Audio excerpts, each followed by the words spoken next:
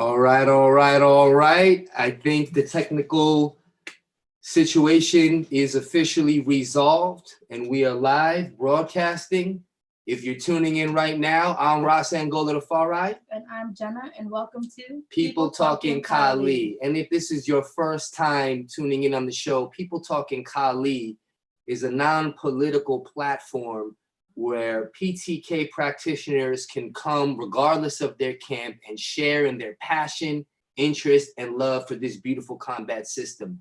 And if you're not specifically a PTK practitioner, but you're just a warrior and another martial art, or you're looking to learn a little bit more about what we do, this is a great place for you.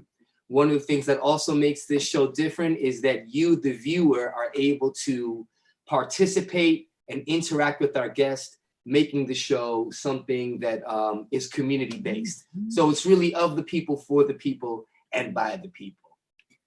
We have here today none other, a great guest, new guest. I've been able to get to know him in the past few weeks for the sake of the show.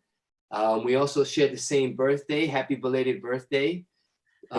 Live from Milan, Italy, we have Guro Matteo Coppola. Hello, guys. Hey, hey, hey. Did I get the pronunciation right, my friend? Right, almost perfect. Very good. Okay. Well, you know, growing up in New York City, we get a lot of exposure to a lot of different cultures, Latino culture, Italian culture, Asian culture, Caribbean culture. So I do my best to learn languages and say things correct. Right, the melting pot. The melting pot, right, exactly, New York City. Well, it's 2 p.m. here in Philadelphia, and this is a beautiful afternoon. And, you know, we like to start the show with just a status check. So we just want to check in, see how you're doing, Guro, where you at in the world, and what's going on in Italy. Right. So right now I'm in Milano, so in the northern part of Italy. This is where I live and where I normally teach. And now it's 8 p.m., so it's evening. And we are currently in a second phase against the coronavirus situation. So we are not anymore in quarantine. We are allowed to go out, but we have to wear the masks. And Italy is split in regions, so we cannot cross one region and go to the other.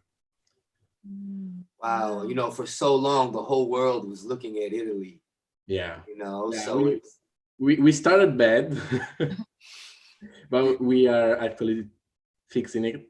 And we are actually trying to be as low as possible to recover activities, because it's not an easy situation. And, you know, the more you go outside, the more it's easier to catch something. So they are trying to do their best to manage the situation. That's right. Well, on the surface, you appear positive, you appear healthy, you know. Is this a COVID thing right here, my friend? Is this COVID growing in on you, or no, it's like your style? Quarantine That's what I meant. Protection from COVID. Yeah, okay, that's good, man. Well, it's good to hear you're in good spirits. And just to let you know, as usual, we got some of our community already checking in. Right. Hello, guys. Too. I cannot see them right now, so you'll tell me who they are, and if they ask questions, I'd be happy to answer. Absolutely. Oh, well, thank you so much. And so far we have our brothers from New York, the group from the Nomad Kali group. I think it's brother Sensei Frankie. Yeah, exactly. LG Frankie from the Nomad Kali group, and we have Brother Morgan from Citadel Combat Arena, and we have one of our students and sisters in training in Lacan region. Right. So thank you all so much for joining. Yeah. Please feel free to submit your questions. So let's get started. Let's talk about, you know, you. When did you know that you were going to commit your life to and commit your time and to train PTK? Give us a little bit of your background. Right. So when I finished high school, I was doing, I've been doing for many years Kung Fu and Muay Thai and some MMA. I was a very practical guy who wanted to actually feel the contact and learn how to spar. And because it was my first and main objective in the martial arts at the beginning. And I was not really satisfied because there was in traditional Kung Fu, there was few parts where you can have contact. And in Muay Thai is very tough, but it's a sportive environment, right? So it's a sport, there are rules. And even if you can actually hit each other very strongly, there are rules. And when I finished high school, I traveled and went to China, in Hong Kong, to check the Kung Fu there, because I wanted to see the authentic Kung Fu in the place where it was born, right? So after high school, you told your parents, Mom, Dad, I want to go to China and study I'm Kung going Fu. to China, yes. Wow. Right. You didn't mean to interrupt. This is beautiful. Yeah. And what was their reaction? You know, as an Italian parents, scared. Yeah. But they supported me, of course. Of course. And I think I really enjoyed the time there. And I've been really lucky because when I was there, I was looking for Kung Fu schools. I tried many to actually understand, have a picture of the situation. But from the practical point of view, I was not yet satisfied very much from what I saw. So one day I tried Pekiti Tirsha with Sifu Chris Collins, which is my first teacher in Hong Kong. And I didn't know anything about Pekiti Tirsha because in Italy it was pretty much, unknown. So I went there just to try. I saw the weapons, so I say maybe it can be interesting, right? But I wasn't really like believing in it. I wasn't really secure. Right. So Chris, my teacher, actually hit me with any weapon that he had in the gym to show me actually that it was a very practical and effective way of learning how to fight with weapon and without weapons, right? But he actually hit me because I asked him to. I actually challenged him, right? Mm-hmm. So he did it, but he was also like very precise and with a good intention in each strike. So there I discovered that, well, I should learn the system. Yeah. I discovered the one I was looking for. Yeah, I imagine you didn't challenge him to be disrespectful. No. The challenge was in the traditional Kung Fu student way of, I want to know, I can learn from you, teacher. Exactly. Yeah. Because I didn't know anything about Kali, a little bit, but Pekiti Tirsha, nothing at all. Right. So I was there for Kung Fu, so it wasn't my main focus. Right. When I saw it in practice, I decided to leave everything else. And Sifu Chris Collins he's fierce. For folks who might be watching who've never heard of him, could you just take a moment and talk about him as an instructor? What led you to his door, and how did working with Chris lead you to Tuhan Ramel? Right. So Chris has been teaching Pekiti Tirsha, Kali, and some other martial arts in Hong Kong for many years. And I met him casually because I was checking for the many schools around Hong Kong. And he is actually still one of the best practitioner of Pekiti Tirsha I've seen so far, because he's very clean. His mechanics are very, very, very like top notch. And I think this is why I decided to learn from him and to leave all the other martial arts I used to do to dedicate myself to practice Pekiti. And he is half American and half Chinese. He's a U.S. Marine. Right. And he learned from the Tortal family the Pekiti Tirsha system. Right. And he is under Tuan Romel, Tortal. So I started learning from Chris. He gave me a very strong foundation, and his way of moving, let's say. And then later, some years later, I finally met Tuan Romel, which actually helped me to keep growing in the system. Wonderful. And here we are today. What was the time? Like, could you give me us a year? Like, when was that time that maybe you met Sifu Chris and the time that you met Tuhan Ramel? Right. It was 2013 when I met Sifu Chris. Wow. Okay. Right. Yeah. And then Tuhan Ramel? 4 years later. Uh-huh. Yeah. Basically, I stayed in Hong Kong for almost 3 years. Yeah. And doing only PKT with Chris, yeah. And I used to basically live in the gym. That's right. Right. So in the early morning until midnight, I was in the gym with Chris. You were drilling. And so, you know, now you're a student, you're learning, you're drilling, you're with Sifu Chris. Maybe it didn't start off for Kung Fu, but you found a home in PTK. Now, where is it where you're saying to yourself, I want to transition to being an instructor now, or I feel ready for that transition? Right. So after the first years with Chris, I had to come back to Italy because for visa reasons, and I had to stay a bit here and then come back later to Hong Kong again to train. So here in Italy, there was not PKT Tirsha, as I was aware of. So I actually wanted to keep training.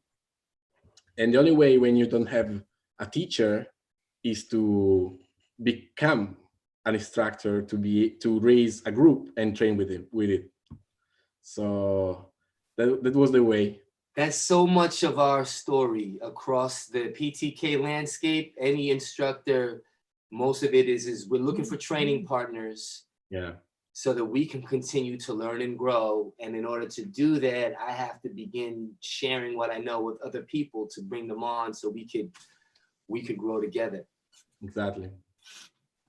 And that's wonderful. I think that you know, there's a famous PTK quote, and that is that you teach to learn and you learn to teach. And so I think anyone who is dedicated themselves to a certain, you know, rigorousness in their training and focus in their training, you know, I think most instructors train other students who have that kind of potential to become instructors, you know, at some point. So did you find it as a natural progression to what you were already doing, or was it something that you were like, I don't know, it's only been 4 or 5 years? How did you move into that? Right. So it was a necessity to learn, to keep growing. So I was very happy to actually teach and spread a system, such a valid system. But I also wanted to keep training to improve, right? Because it's not, you learn the things and then you have to practice many times. So if you only learn them, you haven't mastered them. The only way is to keep doing them and learning different details the more you progress, right? So when you have somebody to train with, it's easier. In PKT Tirsha, you need contact, you need to do the drilling, the sparring, right? So you have to have a partner. That's right. So if you don't have a teacher, you have to teach to the students until they become enough good so they can actually train with you. That's right. Yes. You know, in the beginning of our journey, I think we underestimated the responsibility it is to not only be an instructor, but a group leader. Right. You know, and fortunately, Jen and I are able to draw from our experience as teachers, as well as parents, as well as having other master teachers to try to help us give us that example. Because, you know, you could know the material, but actually passing the material, being responsible for your students and their development and growth, that's a whole other journey in and of itself. How do you balance learning the material as a student, at the same time grow in this responsibility as an instructor? Right. So yeah, one problem I had at the beginning when I started teaching was that Sifu Chris told me how the system, right? He told me how to practice and what to do and the concepts, but he didn't teach me anything about teaching, right? because I was a student. I didn't care about becoming a teacher in PTK. I wanted to learn the system, Yes. to master it, right? So at the beginning, it's been like a journey. I had to be very critic and rational about what to do for my students in order to improve better. And I think it's more or less the same experience of every teacher, where the more you teach, the more you understand how to pass some concepts and details to the students in a way that is better for them to learn and remember, repeat, right? So it's not easy at the beginning, because with Chris, I used to go like, to say, streaming PTK. Like we were streaming, not teaching, okay, this is Payong, this is break in, break out. No, no, no. We were just going. Right. During the flow, it was like, okay, now you can do this. And then we started exploring. But this is not easy for someone who has never done it. That's right. Was not the coordination and the strong footwork at the beginning, right? So you have to find a way to help these guys improve at the beginning, so then later they can go streaming like I used to do. That's right. Right. Okay, folks, if you're just tuning in, we are here with our honored guest, Guro Matteo, out of Italy, representing the World Federation of PTK. We have a couple more people checking in. We have someone who's literally called the Hastings Dojo, and it's a woman. It's our good brother Clive, Mr. Clive. Okay, people from. Okay, so thank you, Mr. Clive, from checking in, and we also have MNG and Jolie, representing MSMB from New York, and also along with the PTK Elite. So thank you, brother and Jolie, for checking in as well.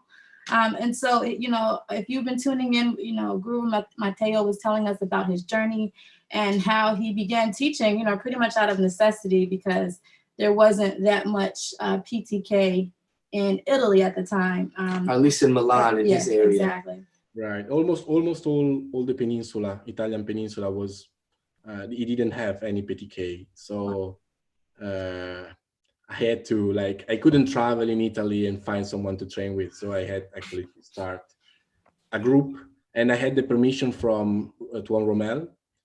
So I didn't like started a group on my own. I asked to, Chris actually told, Sifu Chris told to Tuan Romel that I was enough experience at that time to actually start a group here. So I slowly began to do it. Wow. All right, biggest differences when you started to train under Tuhan Romel. Go. The biggest differences between my previous training with Chris and it's not even to knock Chris. I'm just bringing it up more because I know training with Tuhan Romel, how he actually helps you become an instructor along the way. Yeah, the difference was the knowledge in the structure of the system, because, you know, both Chris and Tuan Romel move, I would say, very, very well at a very high level. But the difference was that Chris was teaching me streaming the techniques and the tactics while doing the flow and the training, right? With Romel, I was able to actually understand where to put the things in the system. And this is very important after a certain level, I think, because it gives you clarity. I don't know how to say it, like a very clear vision of how the system is organized. That's right? And you can actually, when you know it, you can start linking, bridging the subsystems together. And this is where you actually grow more, because, you know, you can learn break in, break out as a methodos, and you can learn, I don't know, puntadas as a subsystem. But if you know only one or the other, and you don't know where to put the techniques inside, then you don't know how to bridge them correctly. That's right. Right? Yeah. So after a certain level, I think you need to know more or less how the system is, how it's made, the outline of the system, because in this way, you know, okay, I'm doing a payong, then I can bridge here and doing etiquette there, right? That's right? I can start with a contradas and then with a contratisha dos. That's right. Right. But if you don't know that this thing is contratircha, this thing is contradas, then you don't actually know how to bridge them.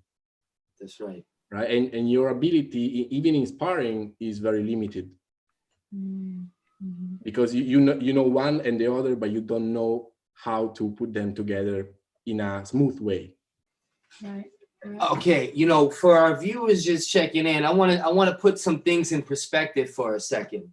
Okay, and I'm saying this with all due respect, though, Guro Matteo. It was your birthday recently, right? Yeah, 4th of May. 4th of May. I turned 42 on May 14th myself. Right, same month. Now, I don't want to date you, but I think I'm a little bit older than you, right?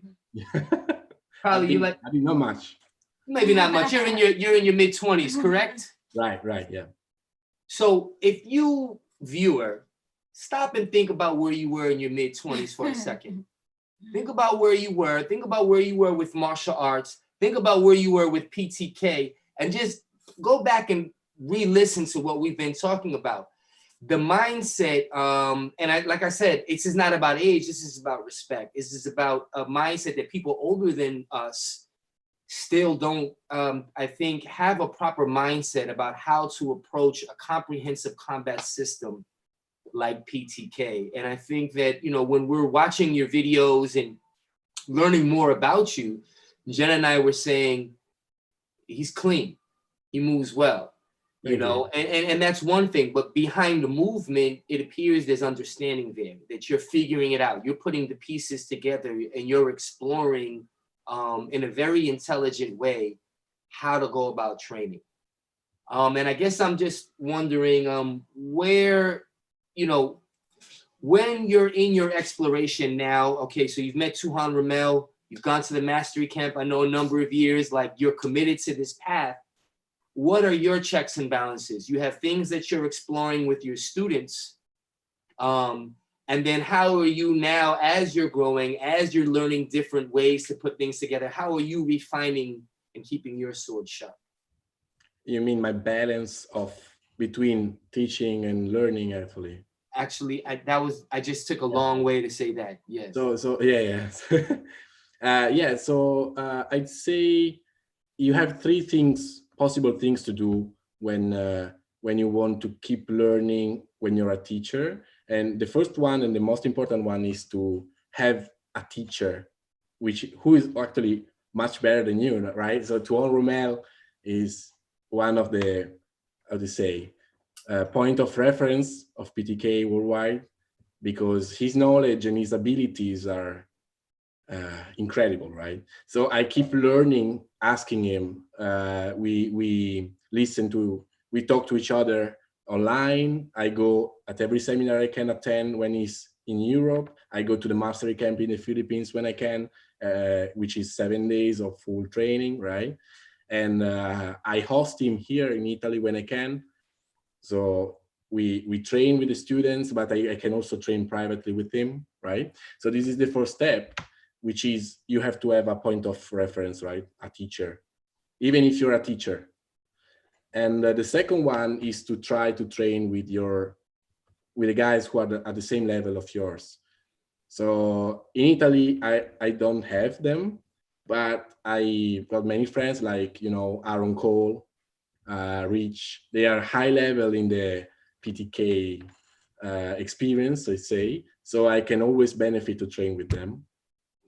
And the last thing is grow your students so they're able to spar with you, to train with you. So they give you a hard time when you spar and not easy to win always, right?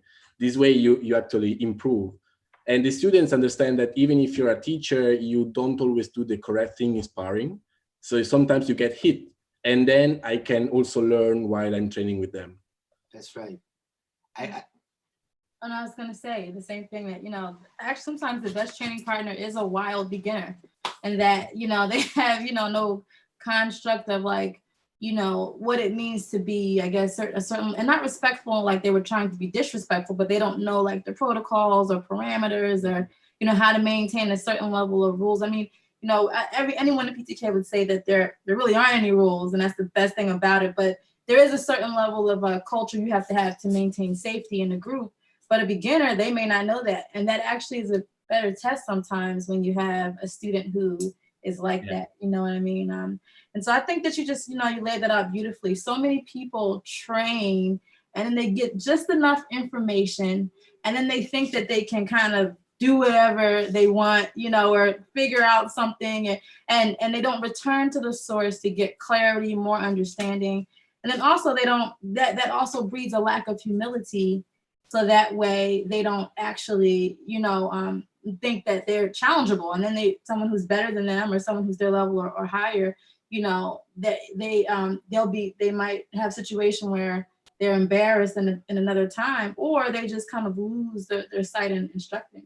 I mean, I was just going to say that, you know, in the beginning, I'm going to spar with my students. I can't be touched. I have to be perfect. And if my student is, and that's so, you know, we're not the type of instructors who hold on to that. We figured out quickly that it's a learning process. Yeah. And that there's so much more to the fight. And then there's so much more to sparring than hitting and not hitting. There's working on certain things. And I'm challenging myself to do this and challenging myself to do that. And there was even a lesson that we learned where you're learning one way, you think you're learning it and teaching it one way. Then you go and you learn, oh, that wasn't exactly the right way that I showed it, or the way they're performing it, that's not it. And so you have to go back and kind of, and that's some of the humility that at least we've learned along the way in being an instructor, but that I think makes us all better instructors. Yeah, I think when you teach, you haven't finished anything. You're in the, like, not even in the half of the journey. You're, because you know that they say learn to teach, teach to learn, right? Because when you start teaching, the new guys, the students starts asking questions that maybe you haven't, you know, asked before because you didn't think of it. Or the new guys who are starting sparring with you, they don't follow the same mechanics because they may be sloppy. So it's also a nice reality check. Not all the guys fight in a Pekiti Tirsha way. That's right. So you have to be proficient with your Pekiti Tirsha against Pekiti Tirsha practitioners and other guys, right? Other practitioners, other fighters outside. So this is very good because maybe you expect like a clear number one, right? So you know how to bridge it, you know how to close it, you know how to find the gap after the strike. But when the guy is going, you know, very sloppy sometimes because he's tired, because his mechanics are still work in progress, right? You have to be ready to actually counter that too. That's right. Right? Which is outside the, how to say, the curriculum, right? Because a wrong angle one is a wrong angle one in Pekiti, but it doesn't mean it doesn't hurt you if you get hit, right? Absolutely. Absolutely. Right. Proper time and place, a wrong angle one is still going to do what it, you know, it's still going to do this. It's all about time and place sometimes, you know, and also, you know, about what you're saying, one of the first few times we actually sparred with the group, in our earlier days, you know, I remember some of the students, they were surprised. It didn't look like the drills. I didn't prepare them properly to transition to, we just went right into sparring, you know, and then like their confidence was rocked a little bit. And then I realized, oh, I have to stick to what's the PTK method? Progressions, you know, take time, build it up, structure it properly, you know, and asking our teachers questions. And so that's what helped us along the way. Yeah, I think that, you know, you first need a strong foundation about mechanics, footwork, and understanding of range and timing. And later, sparring helps you understand that the drill is a drill. It is not the reality, as you say, because the drill gives you the skills and the attributes to apply the sparring correctly, but you don't do like, let's give an example, like, you know, Da Capi Pugno or Sabayan drill, right? You would never do the whole drill in a sparring scenario. For sure, it's coordinating, you're collaborative with your partner when you do the drill, but in sparring, no one is collaborative, right? It shouldn't be. So, but if you train the drill, you should learn the correct mechanic of your body, the angling and the positioning of the weapon, etc. So you can find yourself in a better situation than you were before without it, right? But you shouldn't try to, how to say, do the drill in the sparring. It doesn't make sense, right? Exactly. Folks, if you're just tuning in, we are here with our honored guest, Guro Matteo, out of Milan, Italy. Thanks again for joining us. And earlier you said something that resonated with me. You talked about how you had an experience in different martial arts, almost like from childhood. And I resonate with that, as I train martial arts, and my parents owned a martial arts school to which I began, taking over as a young adult. And so training all your life, I think that's why we can account for you having the mentality. Guru and Gola talked about just where you are and how you speak, and your mental perspective is light years ahead of maybe what people would perceive from someone your age. And I resonate with that because I think that there is a small, well, and by small, I mean really large benefit that you get from training as a child, and, experiencing a more disciplined type structure. And then you become an instructor, you kind of at least have a blueprint for a certain level of discipline and consistency that you want to develop, because that's what you yourself have experienced, particularly with the art like Kung Fu, unless you're disciplined, it doesn't really work out well for you. So I do kind of want to know about you, like as an instructor. As an instructor, for me, I can be very tough on my younger students because I can be like, yeah, when I was younger, my teacher was tough on me. They're younger. They're actually a little more resilient than adults, because you can be like, get up now, 10 more. You can be tough with them. Their parents actually appreciate someone being tough on them. However, if I were to teach our adult students in that way, it may not be like the most appropriate. Some of our students might be okay with it, but just kind of the newer age and I guess the way that we adults expect to be handled. How do you navigate that as a young instructor? Right. So first of all, I don't teach to the kids, right? So I focus mainly on the grown-ups, right? Because Pekiti Tirsha is, you can adapt it to teach skills to the kids, but how is it made is dangerous for kids. I mean, if you give them a sticker, you're not sure they are not right controlling it.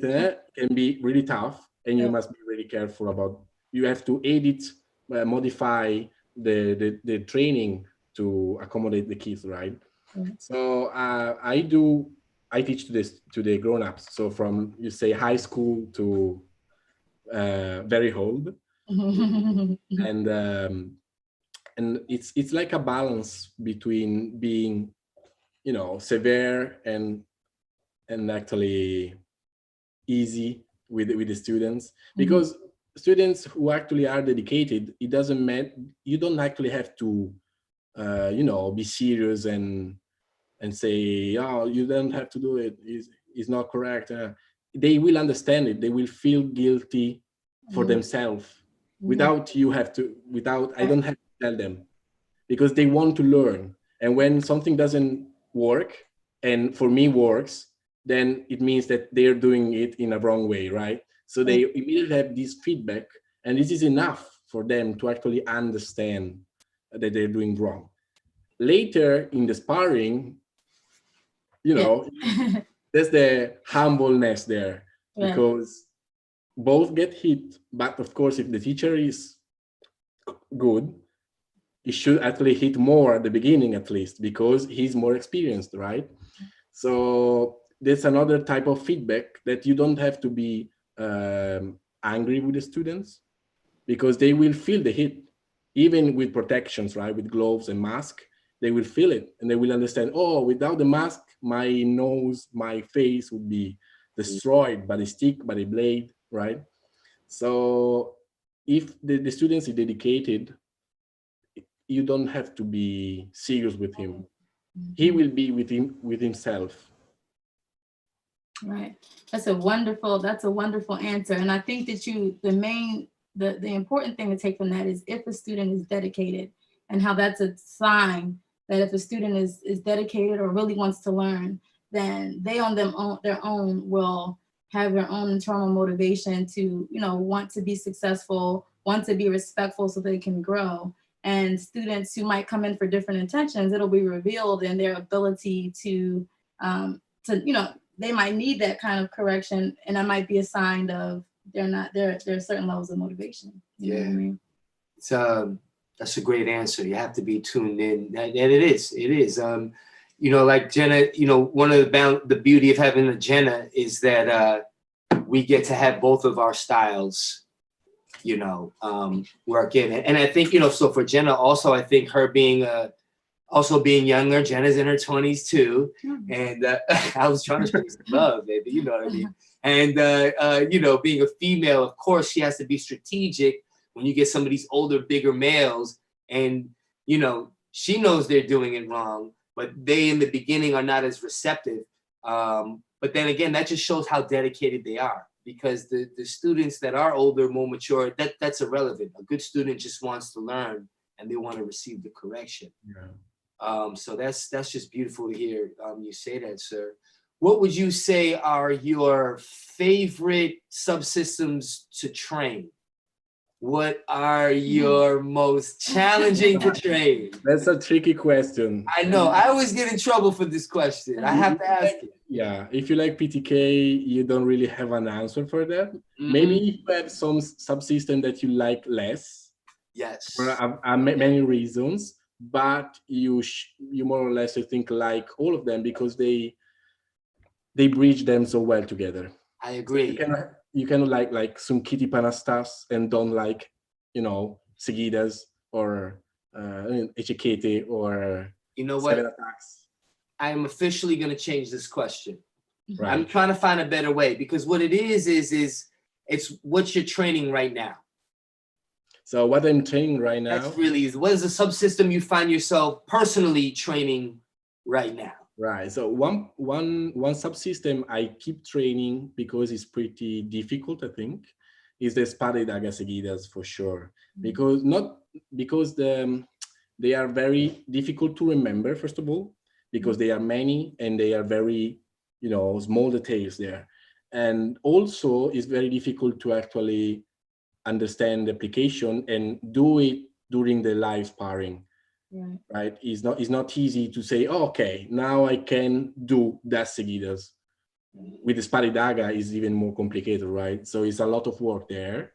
And then, of course, the most advanced, methods, subsystems are still, of course, work in progress there, because they are, the more you go advanced from the basics, the less they are important, because a strong foundation is what makes everything work. But if you work on the higher stratum, I'd say, you have to be really picky about the details, because the motions are less, gross. They are smaller, right? So that's a lifelong training, I think. I will never stop. I don't think anyone can actually say, okay, I stop and I don't do train anymore because I know how to do it perfectly. So yeah. We've heard a lot of people say, we've gotten a lot of feedback that Espada Daga is universally something that, you know, is harder to instruct, but also harder to master.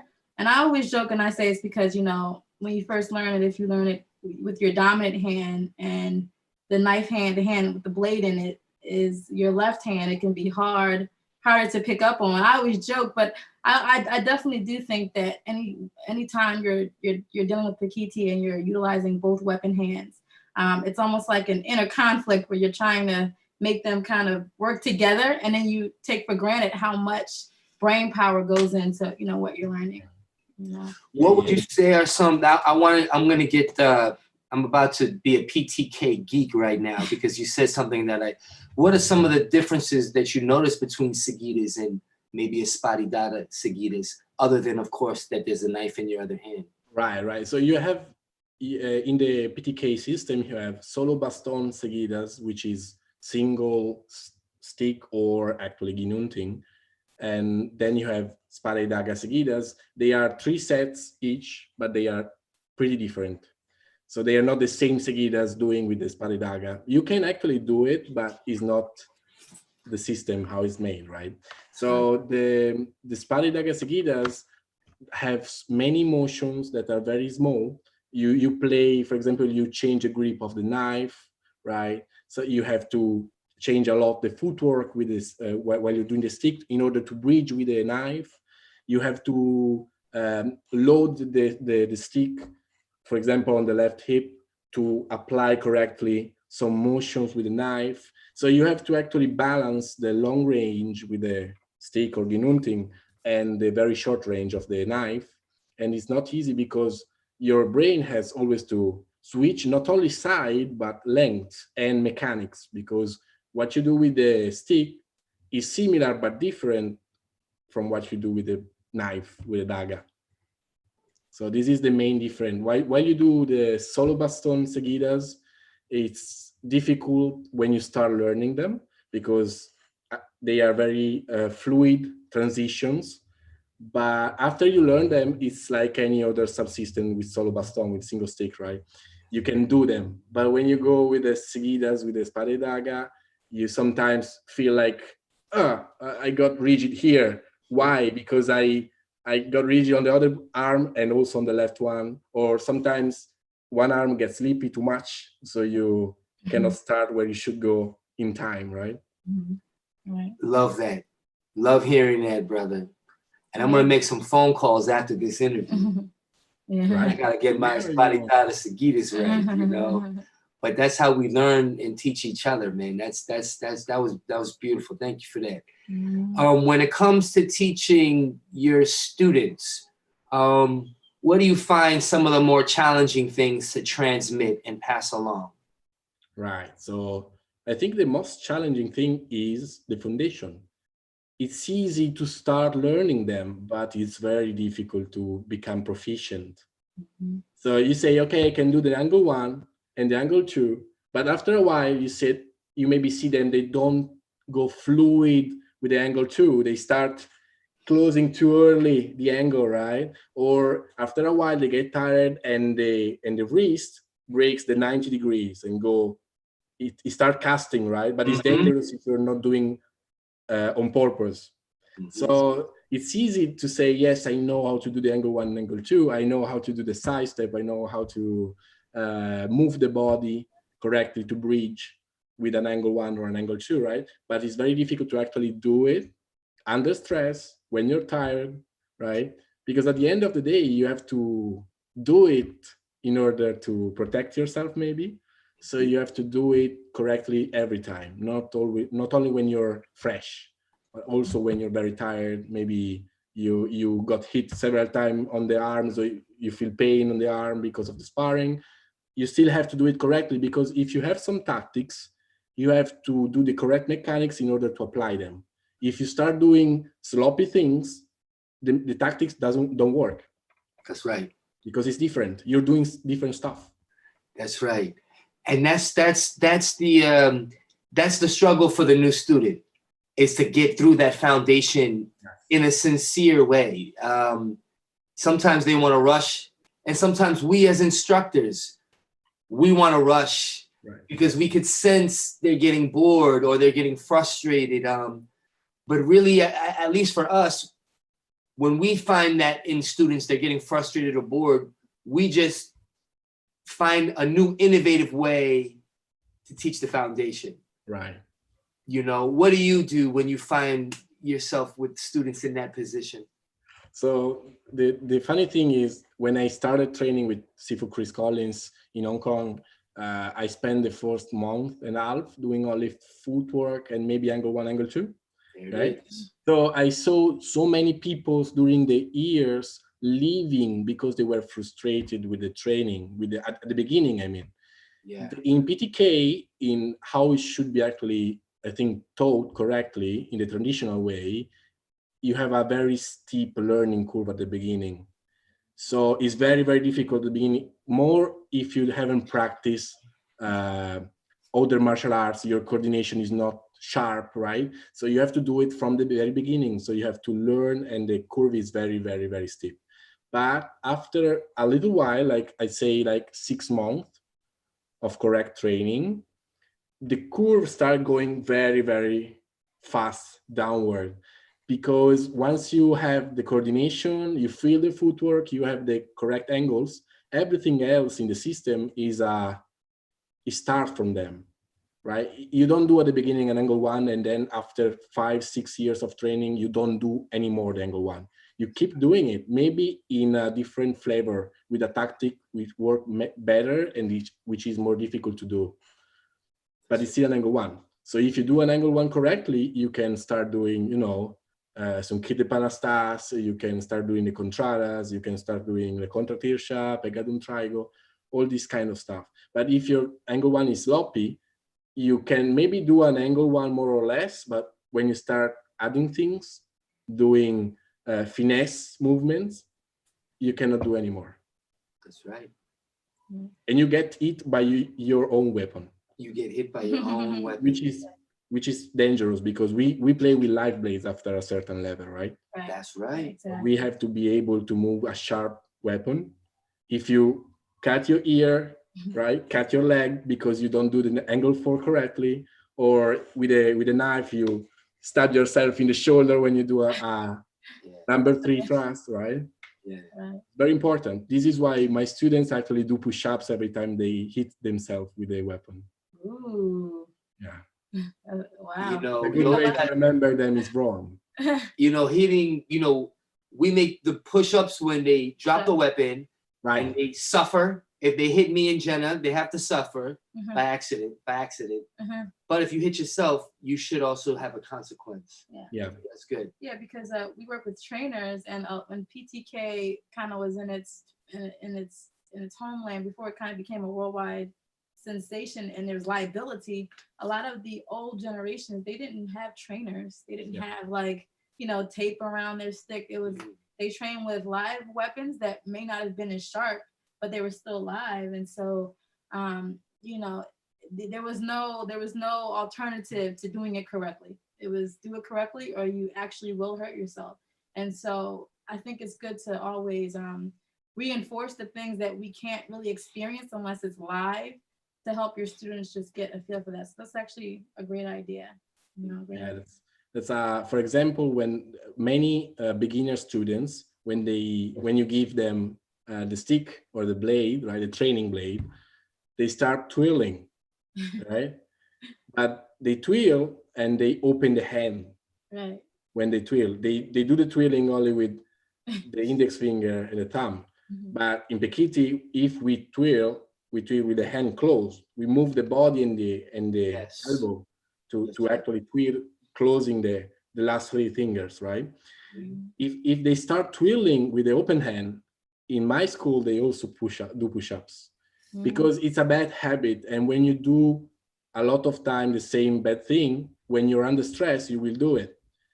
And if you twirl with the open hand and I'm going for, let's say, an angle one, maybe you drop your weapon and then you're dead. It's very difficult to recover when you lose your weapon, the other guy has a weapon. So you have to understand that even when you're training and you're not under pressure and stuff like this, you have to do the mechanic correctly. Right? He said he wasn't tough. That's tough. That's beautiful. You have a great sense of how you're moving forward with your group. Brother Ali Johnson from Chicago checked in. Yeah, we started a little early today, Ali, due to the time difference. Guro Matteo is 6 hours in advance. Also got to salute Kali Doug, Brother Doug Marsh out in Texas is tuning in. Great support, and we want to support him with his podcast, Sticks and Blades as well. We're here with Guro Matteo from Milan or Milano? Is it Milan or Milano? In Italian is Milano. Okay. Oh, well, that's it. I gotta say it right. Milano. Okay. That's correct.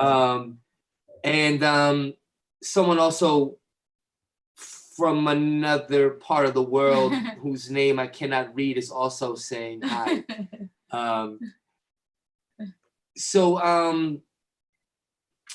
You want to ask that? Well, I was just going to say that I was going to ask you a random question. I wanted to pick your brain on because, you know, I think that there's always more, there's always interesting experiences that we all have as instructors. And you're talking about, you know, just certain habits that people pick up, or, you know, have you ever had any situations when you're training where people come in and, you know, you had, like you were saying that you questioned your teacher and you asked him to show you, and, you know, did you ever have any experiences where you've had to show someone the effectiveness of the system? Right. Actually, yes. Okay. Some guys, I've got the regular class, and we are, you know, some enough guys, and some of the students follow me, have been following me for years, but many other guys ask me for privates to learn in different days of the week, maybe for job or for different reasons. And many of them are highly skilled or teacher of other systems or martial arts, and they actually want me to prove that PTK is actually a valid system, right? So as a teacher, I think you also have the, how to say, you must be always ready to actually show the validity of your system, right? You have to be correct when you're saying stuff about the system, and also you have to be correct when you practice it, both from a technical and from a sparring point of view. Otherwise, you know, if you only know the theory, you are a theorist. You're not a teacher, right? Not of the system, because the system is practical. And if you spar only, you will reach a plateau. You will reach a level where you cannot grow anymore because you miss the theory, the knowledge behind it, right? That's right. That's right. So I got some guys who actually asked me to spar with them the first time we met, or to show them some under pressure thing with a knife and with the bolo, with the ginunting. And first of all, I have to check that they're okay from a mental point of view, right? Because some people are dangerous. Some people ask you to spar, and then maybe they get, you know, it's not easy. As a teacher, you also have to be really careful about those kind of people. But the one who asked me to do it were experienced fighters, you know, dog brothers and stuff like this. So they are used to spar both with empty hands and both with a stick. So I hold my ground. I had my ground actually there, and I showed them actually I was doing tactics from the system and not improvising completely. Right? Because during the chaos of the sparring, what's the point of learning PTK if you're not able to apply it during the sparring, during the fighting, right? So every time I used to stop and show them, okay, this is called, you know, this is called etiquette because it was a fake. The first thrust was a fake, and I changed it, right? Or this one is a payong because I was late in timing and I couldn't actually attack without getting hit. So I had to protect myself and place myself in a better position for the next beat, right? So the guys actually are happy to see this kind of way of teaching. And I think if your age permits it, you should do it always. Yes. Right. If the age, of course, if you get old, then of course your physical abilities become a little bit weaker, right? You're not fast as when you were young, etc. But still, you can see the knowledge, the technical abilities, and if you're an old teacher, you probably have some students under you, right? So you see the students to check how good is the teacher. If the students are skilled, then it means that the teacher is skilled and good to teach. It's good to teach. There it is. Right. Yeah, I think a lot of times I think that just is a beautiful point that, you know, as an instructor, holding on to things, holding on to the information, it's important to always develop the next generation because, you know, our presence in this is not everlasting. We have to think about, you know, making sure that we're passing on the tradition in a responsible way and that we can have other people to represent our school and our organization in a responsible way too for those moments. Right. You know what I mean? When we first started, we would have class outside in a park here locally in Philadelphia. And again, we start a group because we want to just have fun. We want to train people, you know, and you're training outside. And then, so what would happen is challenges would come.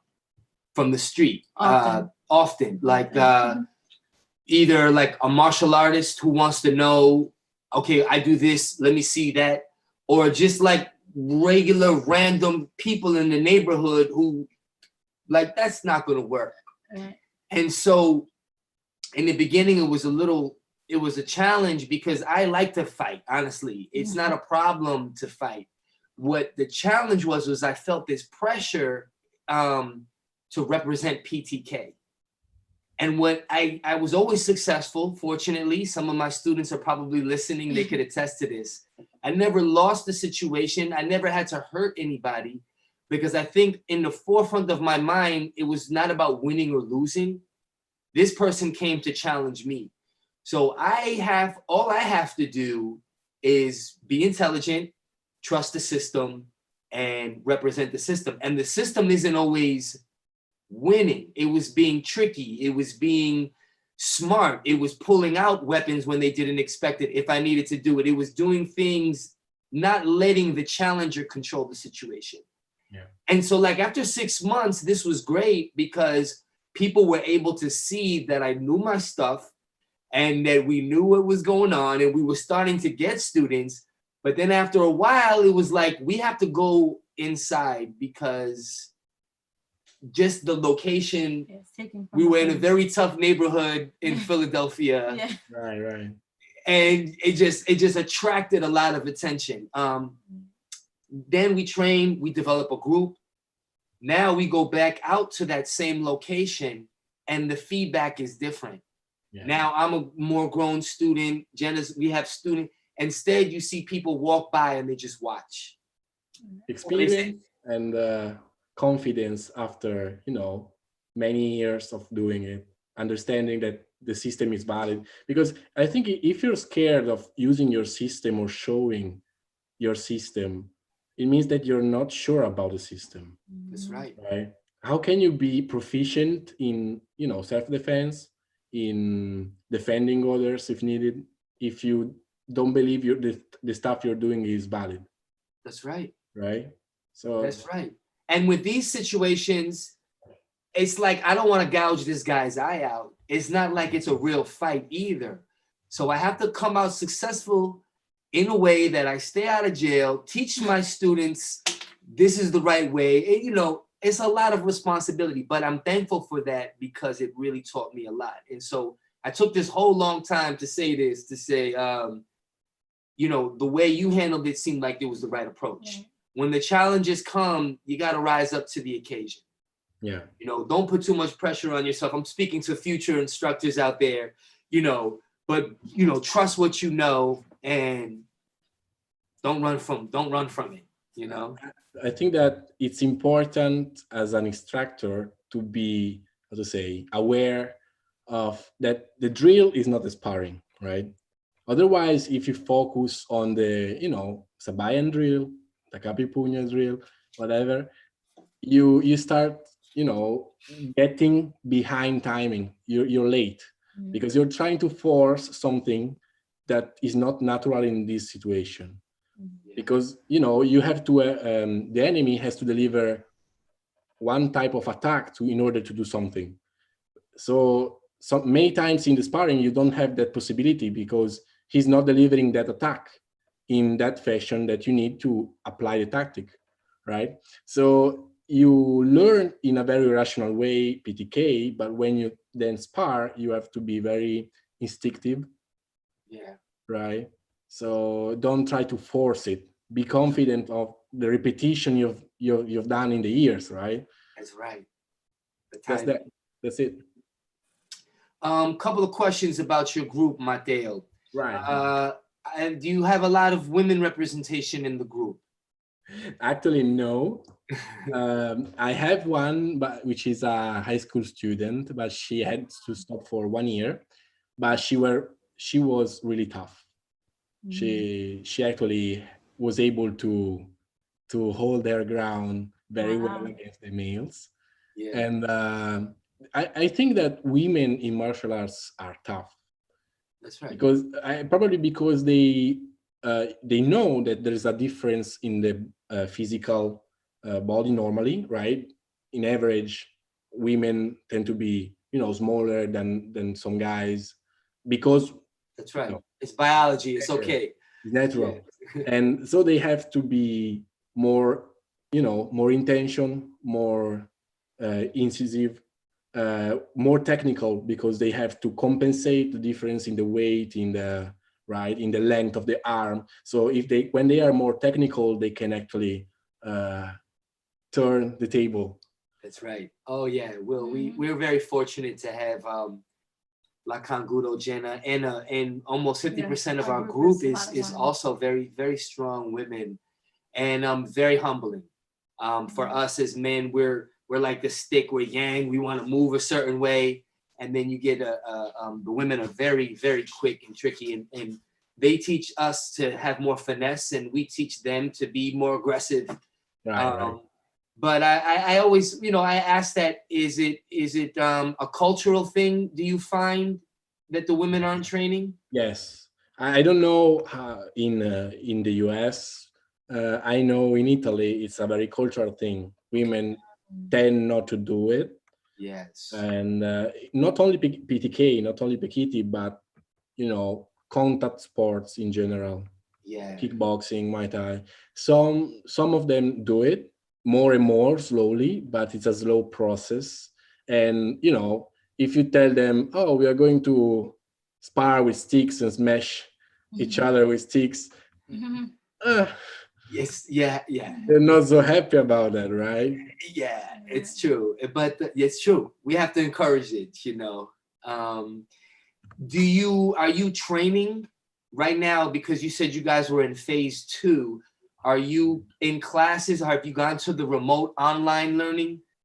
Right. So no, now the gym is closed, and we stopped training at the end of February. At the end of February, stopped, and the quarantine started. And now we will probably restart, if everything goes well, in September, I think. Right now, we cannot train together, not even in the park. So we can only train at home. And we are actually doing like online training a little bit. Okay. But in online, you can do only a few things like coordination and forms and working on the repetitions, but you don't have the application, you don't have the contact, you don't have the feedback, the physical feedback with your teacher and with your partners during the training. So it's a little bit difficult. It's a good way, it's a good moment to learn the carenza. It's a good way to start flowing correctly with what you know, with the techniques with the principles start feeling. You can work on yourself more if you're training alone, right? So you can fix your mistakes if you watch yourself in the mirror a little bit. Of course, the teacher will see more mistakes, but you can also see some bad habits you may do. So you can actually learn basically how to flow and to also experiment, because no one is watching. So you can actually try the thing and say, oh, damn, I hit my head with a stick, right? So why did I hit my head with a stick? And no one is watching, so you're not, ashamed of doing big mistakes. So you can actually test something with yourself only.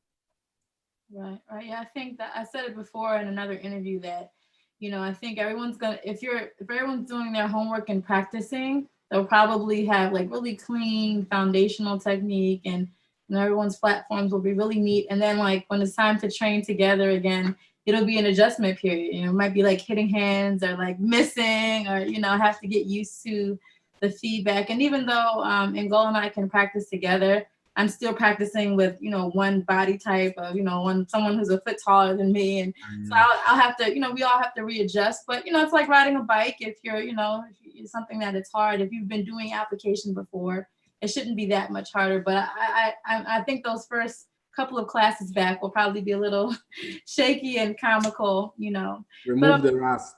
Yeah, exactly. Remove the rust. Yeah, exactly. But this question for you, it's actually really interesting because you have a young, you're younger, you have a different perspective, fresh eyes in the system. But what do you think the future of PTK will be? Well, when I started, there weren't many YouTube videos about PTK. I remember only, I think, Leslie's video, Leslie's videos, and Tuan Bin McGrath, some with Tuan Rommel, and the promo of Sifu Chris Collins. Right. And when I started, it was difficult to find, knowledge, to find, to see different teachers practicing, right? If you weren't inside the, how to say, the circle of the Right. PTK, right? But now we have seen a lot of splitting for many reasons during the years, and I see the future of PTK, how to say, a comeback, a more collaborative environment between different organizations, and more around the Total family, because the system is huge.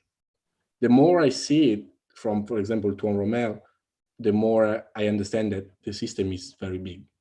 And the only source is the Total clan, the authentic source, the one that they know the stuff actually, because they are passing from generation to generation, right? Yes. So people will feel the need to actually go back to the Total, and in order to grow more. Otherwise, we will all reach a plateau and we'll stop growing. So the only way to keep growing in PTK will be to be more collaborative and to have a point of reference, which is the Total clan. Wow. Very well said. Very well said, sir. And and again, I say it. I'm really humbled at how advanced your thinking is. Definitely more advanced than mine at this age, and the kind of responsibility the next 20, 30 years of your journey are going to require. You have any final thoughts for us? We like to ask our guests to also share sometimes a concept, a technique. Right. The guests are getting very creative in how they want to share and what they want to share. Right. So I watched some of the other streams with Tuan Philip, with Tuan Leslie. So everybody actually brought one aspect, one system, one concept, right, of PTK. I'd like to actually talk with a more general point of view, which could be very beneficial for not only PTK practitioners, but martial artists in general.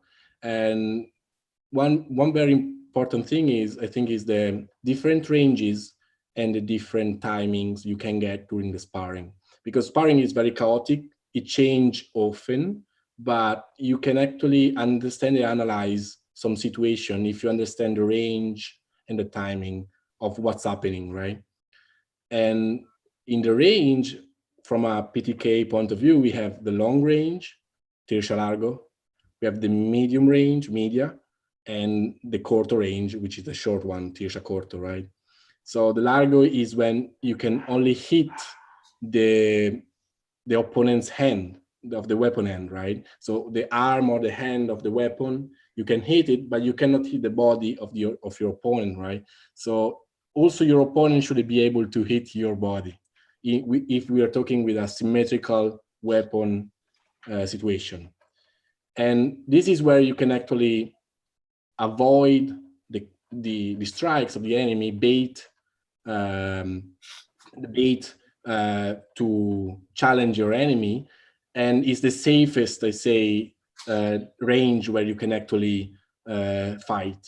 Then you have the medio, which is a middle way where you can actually hit with the weapon your opponent's body, and the left hand, which is the free one normally, can actually deflect a little bit the opponent's arm with a weapon.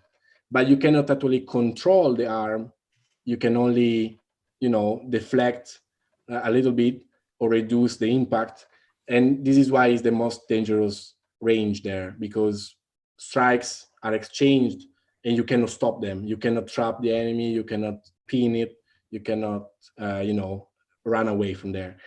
And the last one is the Tircia Corto, the Corto range, the short range, which is where you can actually hit with a puño, with the butt of the weapon, and you can actually trap the weapons of your enemy, because you can trap them against his own body. You can put pressure inside on the body of your enemy, so you can actually stop the weapon and hit better with your own weapon, right? And this is very important, but the most important thing I think is the timing, because timing is everything during the sparring, because sparring happens while the time passes. And we have 3 different timings in PTK. The first one is before or ahead, and this is where you always want to be if you can. You want to be faster and strike before the opponent, otherwise trouble happens, right? And you have to do it in a safe way. You cannot just go straight and hit the opponent, because even if you trust your enemy and maybe he has a hole in the heart, right, he can still strike you. So you have to maneuver your body in order to strike first, but in a safe manner, which is not easy. And the footwork is this. This is where the footwork comes into play, right? And then you have the in timing, which is where you're striking and the opponent is striking at the same time. This is very, how to say, difficult. It's a difficult situation because no one has the advantage. Both have the initiative, and you have to be able to find the gap in the striking to actually apply your tactic and hit the enemy. And the very last is late after. So when you're late and you have to protect yourself, otherwise you get hit by your opponent. And this is where the cantos, the payong, so the walls and the umbrellas comes into play, because you cannot strike. If you strike, you get hit first. And probably you will die if the blade is live, right? It's a sharp one. So you have to protect yourself, and at the same time you have to position yourself in a way that the beat after you're in the advantage and you're ahead of timing again, right? If you just block the strike, you keep being late, and at the end you will do a mistake and the other guy will hit you for sure. But when you protect yourself, like for a payong or with a wall, for example, and you also displace yourself with the footwork, then you can go back ahead the next beat. And the other guy will have to defend and become passive there. And this is where you actually win against a skilled opponent, right? Wow, that's a wonderful, wonderful. I think,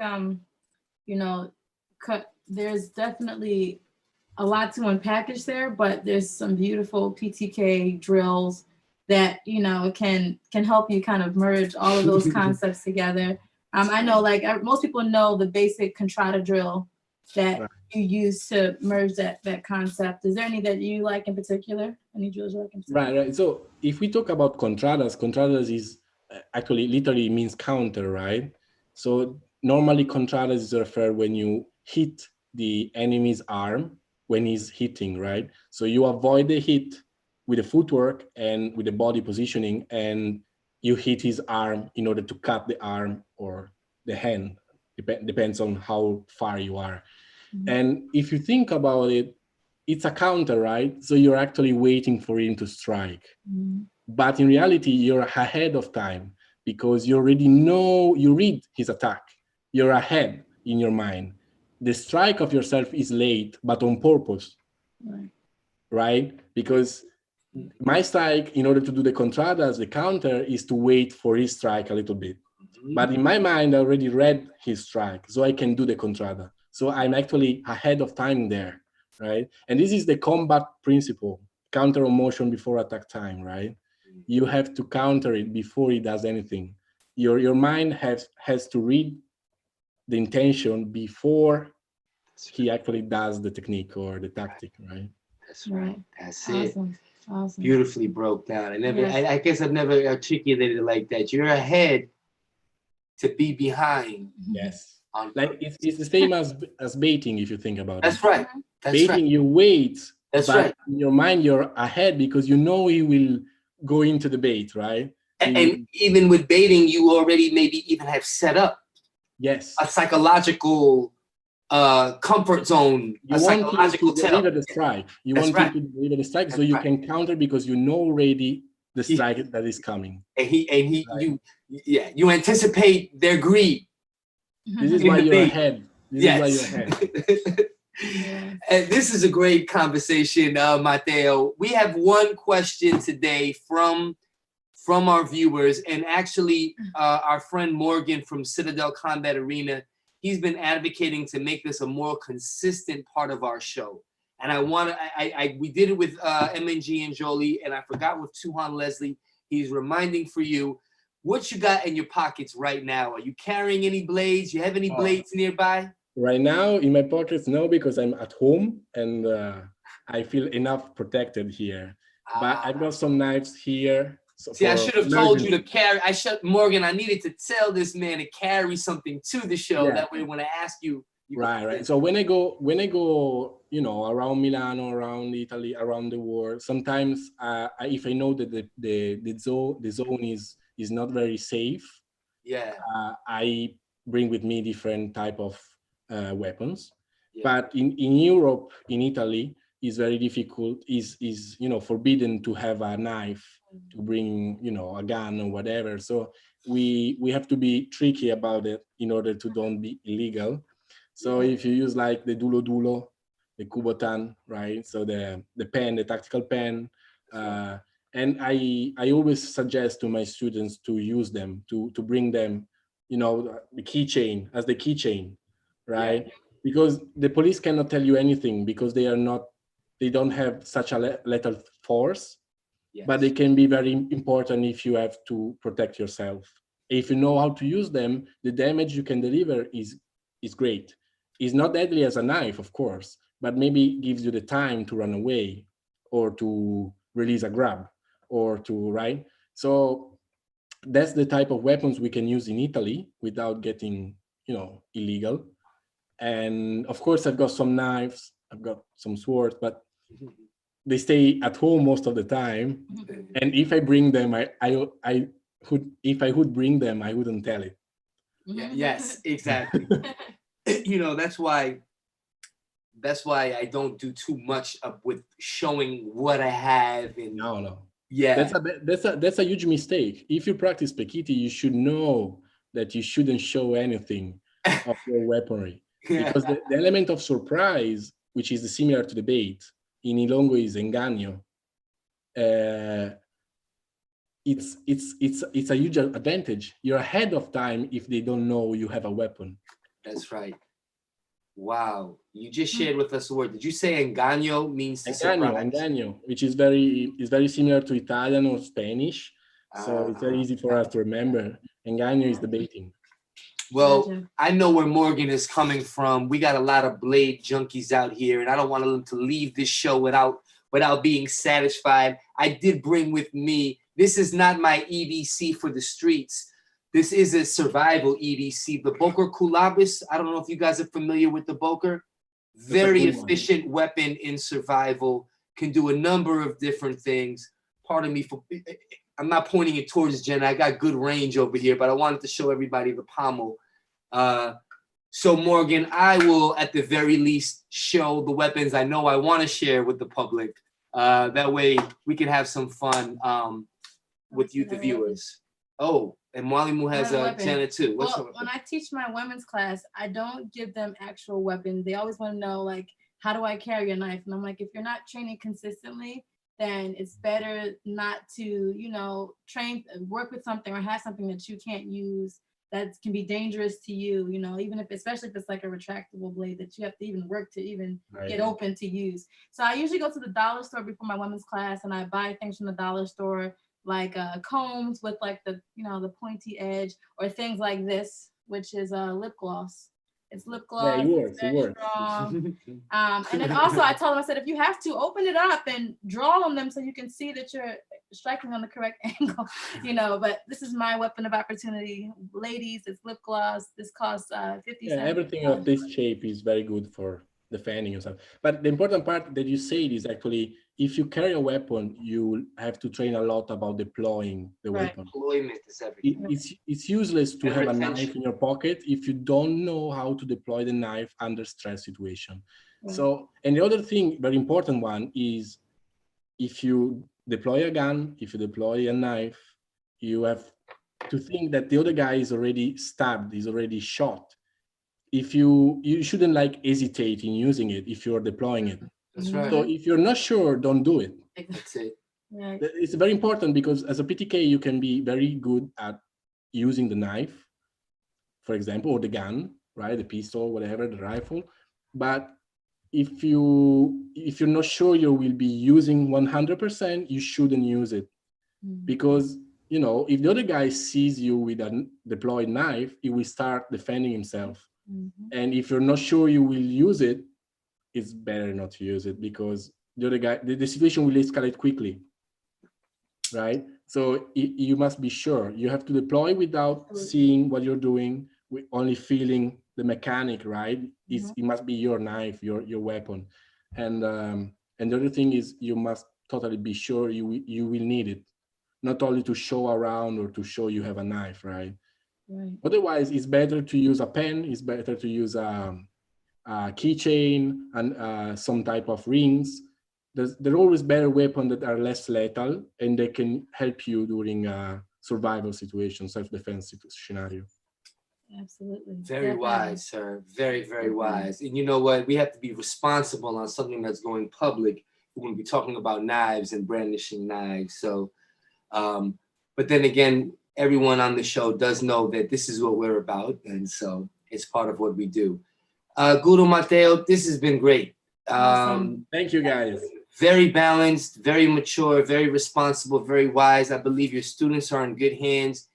And I see you as a force moving forward in the future with PTK and your growth and development. Jenna and I support you 100%. We're looking to learn and grow with you on this journey.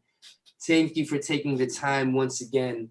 And thank you, the viewers, also for taking the time in the middle of this beautiful afternoon here on Saturday to participate in this conversation. It means a lot. Hopefully, if you've never heard from Guro Matteo before, after today, you have a better sense of where he's coming from and the direction he's headed with his program. So we like to present, we always give a gift to our guests. We have these wooden trainers that were actually made from Guro Angola's high school students. Yeah. As he's a high school teacher, he works at a vocational school, and the students made these trainers. So we will, definitely be honored to send you these trainers. If anyone is interested in maybe having these trainers, please message. I know I'm so late. I'm trying to promote. I have an abundant surplus of these trainers, and I've been meaning to get them out because they're safe, they're fun, and I'm just delayed on that. But we definitely want to reciprocate and send them to the guests for taking the time to be on the show. They look safe. That's yeah. Yeah. Absolutely. See, nobody gets hurt. My daughter's trained with them. Yeah, absolutely. And sometimes the aluminum trainers, you poke, they get hurt, and so this is parts. Exactly.